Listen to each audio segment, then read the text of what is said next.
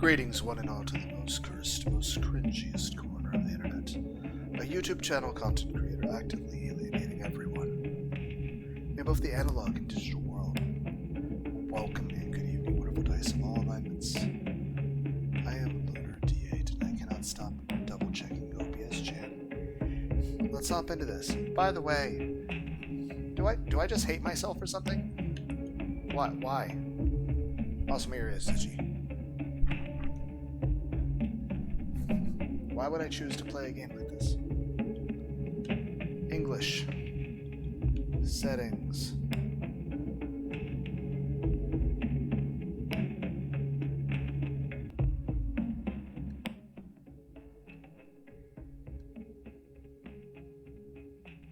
I think that's better. Let's go to start.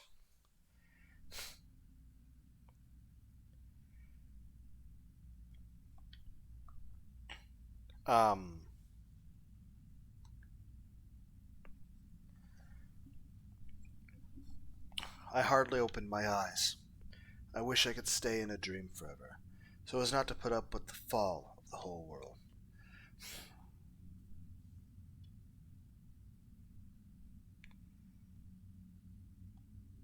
The monstrous sight of a trash-filled room stretches out in front of me. I don't think I'll be able to get rid of it anytime soon. Getting out of bed, I timidly stay away from the window and kick the plastic under my feet. Peek behind the curtains. Approaching the curtains, I feel a green glow on my skin coming from outside the window. The city behind it, everything around me is just a frightening, twisted ghost of the past. I stealthily pull back the curtain, peeking in.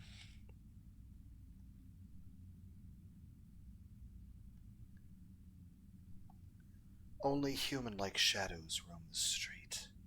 Bloodthirsty shadows, creatures unknown to me. Similar to humans and clumsily imitating us. They still go to the shops, drive cars, attend work, and return to their families. But as soon as they realize that you are not one of them, they will attack you like rabid dogs. In the early days, the screams of people did not stop even at night. I step away from the window. I have not left my hiding place, and that is the only reason I am alive. My apartment is located in the half-empty parking part of the city. Check refrigerator. I turn around in the opposite direction and open the refrigerator. It's empty, of course. Just wrappers and empty bottles. It was stupid to expect that something would appear there. Closing the door, I lay my head on it and sigh heavily.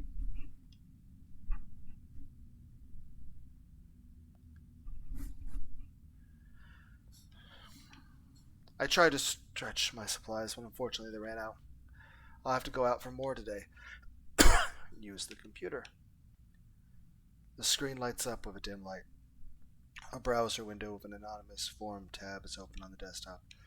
After the destruction of humanity, this is my only way of communicating without the risk of being killed. Survivors use the web to communicate, talk about their cases, and keep online diaries so as to not go crazy. But the machines are not asleep. They surf the internet just like real people. Their speech and messages are indistinguishable from human ones. You will never be able to find out who is the other side of the screen. A soulless killer, or a person like you. That's why it's not accepted to share your location and real name on the forum. We are all scared, lonely people with no future. Leave a farewell message. I'll have to try going outside. I have no more food. I'm sitting in a shelter full of garbage. I collected and ate the leftovers and crumbs yesterday. Despite my disgust, I'll have to follow your experience to try to go out pretending to be one of them. Maybe this isn't our trick. I don't know. But it looks like I have no choice. Those with whom I was able to communicate, thank you for comforting and listening to my thoughts. If I don't post another post in 24 hours, please add me to the death list. No, bro. We'll miss you. I understand you. My supplies will run out in about a month. I don't know what I'll do. Another fool on the list of the dead. People seriously believe that all the humans have been replaced by machines. Lamau. After creating a branch, I take a deep breath and turn off the computer. I'm not in the mood to reply to messages. Also, I feel so weak from hunger. I step away from the computer and start getting dressed, feeling a burning in my chest. On the internet, it is advised to wear a hood, go out in foggy or rainy weather, and behave as naturally as possible. Then I look out from the door. No one.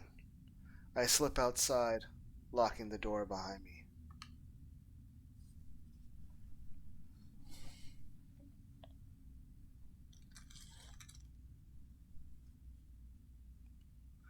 When I leave the house, I carefully walk down the street.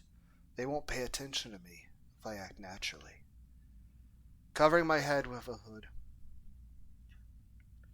I walk towards the store, repeating the route to myself. I am coming out of the left alleyway. I walk straight down the narrow street without turning anywhere. I go out onto the area and go down the stairs. I go out onto the street of mechanical engineering, climbing over the mesh fence. Now I see the sacred store and approach it. My heart beats wildly every time the ghostly figures of people with their grotesque, clumsy gait pass by me. I try not to look up. I feel hazard in their every move, as if they're about to hit me. Finally, I get to the store, clutching the door handle like a lifeline. I open the door and step inside. The room greets me with a blinding, greenish glow. It's so nice to be back inside the room. Compared to the barely lit street, it seems safe here. But at the same moment, the feeling of security is dispelled by the silhouette of a man who has risen right in front of my eyes.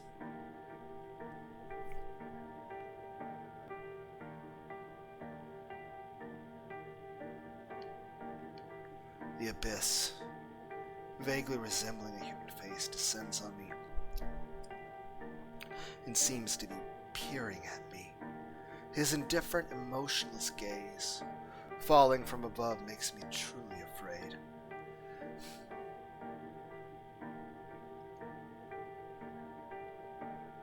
Save.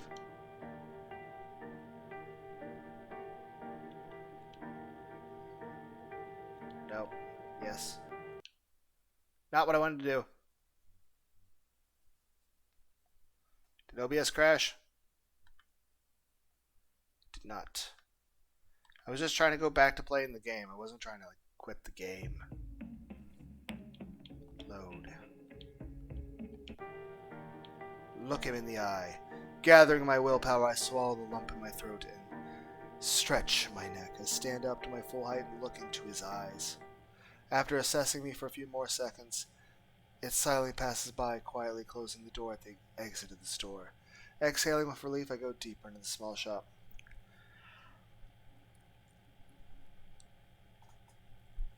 Trying not to pay attention to other visitors and concentrating on shopping. The machines accept the same money as before. I have enough of it. First of all, the basket is filled with pickles and a bunch of preserves. That's actually incredibly stupid. Pickles have no calories. At this point, you need stuff with high calories. You will die eating the pickles. It'll be like if you bought a bunch of Pop-Tarts. There's calories, but there's no nutrition. You need to prioritize. Thinking about it, I decide to take milk and bread to diversify my diet. I walk past them like ghosts. They float down the corridors from the shelves. Most likely they no longer need to eat, but they still come here and walk around the store mindlessly, examining the goods. Walking over to the refrigerators, I see that most of the milk bottles are fresh. Somehow, carefully arrange them. Someone in the correct order. It seems that every week they change the product to a new one. Not believing my eyes, I open the refrigerator and reach for one of the bottles. Recoiling, I turn my head toward the sound.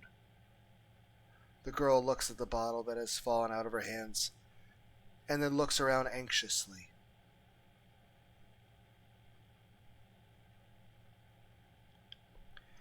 Her horrified gaze crosses mine. I immediately understand that This is a real person, not a machine. A young girl is the first living soul that I saw with my own eyes. She also understands that I'm not one of them. Her lost look and facial expressions changed, and she begins to move towards me in the hope of salvation. I step back, pretending not to notice her. She whispers, getting my attention, but I can't hear her. My gaze is riveted on the android, hurtling behind her, which she doesn't seem to notice. I can pretend to be an android without getting involved and go home.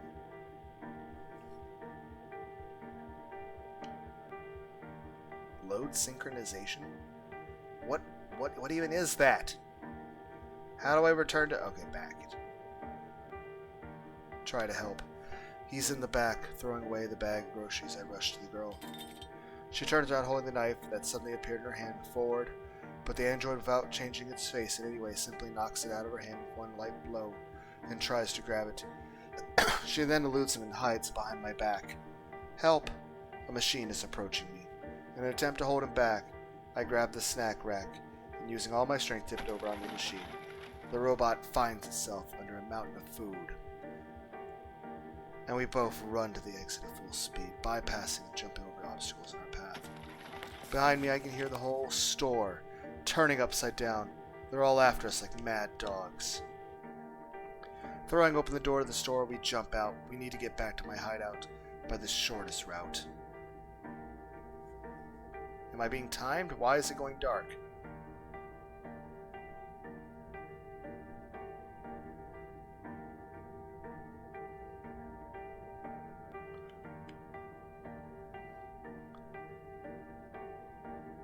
Run, where the girl? Are we dead? We're dead. Why are we dead? I feel like that was a smart decision I made. Why did it kill me? Why is it so hard to select it? Okay, try to help. Skip. If anyone we occurred through doesn't trying to find escape. After taking the wrong route, we end up quite far from my house. Running into yet another alleyway, I, along with the girl, find myself at a dead end. They grab me, metal hands easily neutralizing, dislocating my shoulder joint with a disgusting crack and pain. Before I scream, an electric shock passes through my body and lose consciousness. I feel metal needles digging into my limp body, tearing my flesh with terrible pain, but I can't even scream. Now I'm one of them. Died somewhere in the dark alley of the city. Okay, yeah, there's achievements. What are the achievements? There are 6 achievements. What are they?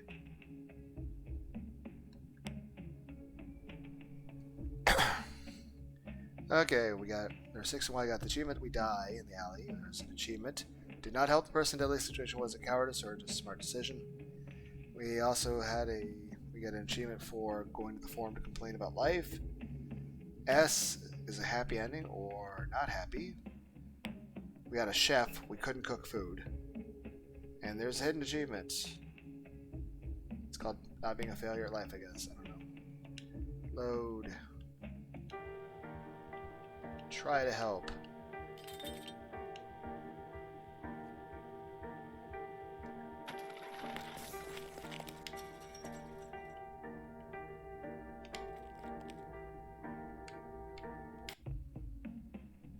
And that killed us.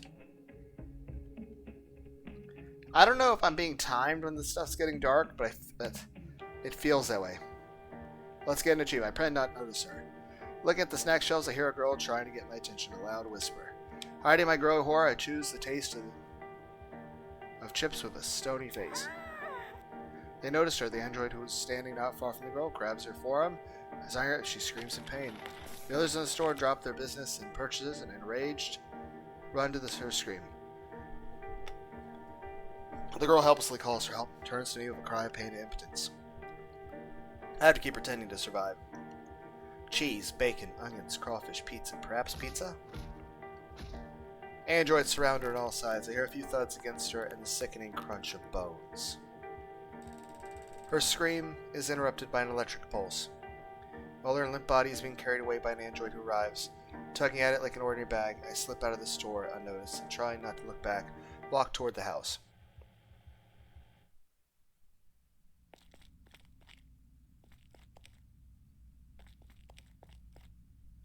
My feet feel like they're bringing me home. In unconscious fear, I rush up the shelter and finally slam the door behind me, leaving the horror somewhere behind. I collapse under the bed. I feel disgusting and empty. Fear does not let go of me, as does the image of the girl asking for help, the way machines surround her. I'm not going to get over my aversion to food anytime soon, and that will never become self-loathing. I need to talk about it. I grab my laptop. Did not help person in a deadly situation. And open the forum.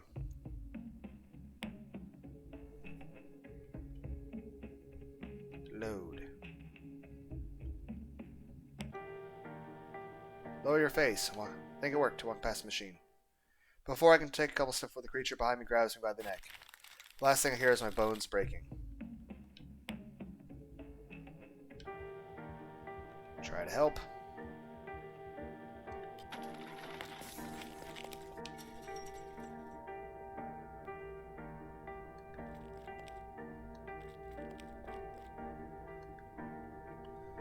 When I see familiar, I get a second wind. Russian door. There's a loud metallic bang, and then silence. Only two heavy breathing sounds are heard. We lost them. They lost us. I stare blankly at one few seconds of coming to my senses. Let's make a save.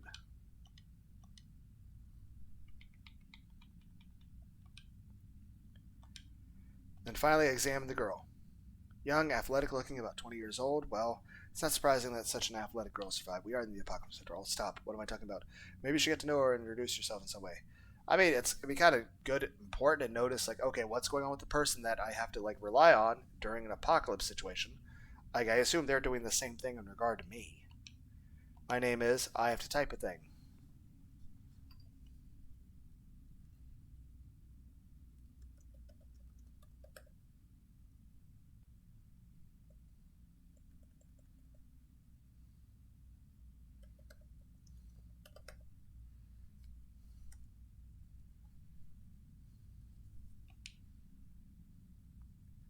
Here's eyes. She raises her head and looks at me warily and says her own. Eva. We walk up the stairs in silence. Back at the apartment, I left Eva inside and locked the door behind me. Without taking off my shoes, I sit down on the bed. I can't believe I'm alive and back home, and so it is also another real living human. Eva looks around me alone with indignation and a slight aversion to garbage. Not daring to go any further, she hovers at the entrance, puffing out her cheeks. What a horrible mess you have. How can you even live in such a place? Well, I wasn't expecting to have company ever. Ugh. Not quite understand the reason for her anger, and it seems disappointment. I get up and shamefully invite her inside. Come on in, don't be afraid. There are spare slippers at the entrance. Thanks for saving me, of course, but it's just terrible.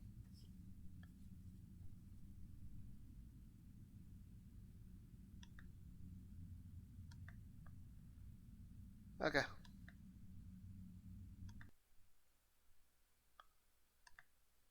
I'm probably going to go to bed. Bye.